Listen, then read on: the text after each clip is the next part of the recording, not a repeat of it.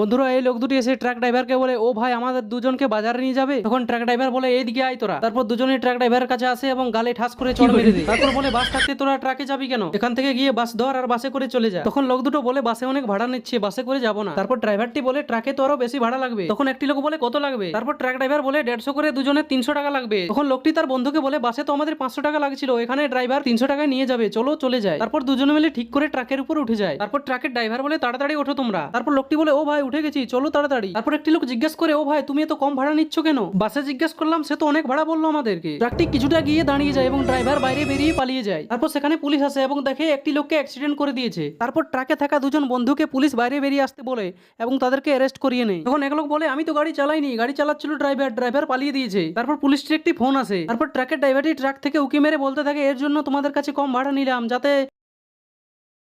আর চালাকি করে ট্রাক ড্রাইভারটি পালিয়ে যায় এবং এদের দুজনকে অ্যারেস্ট করে নেয়।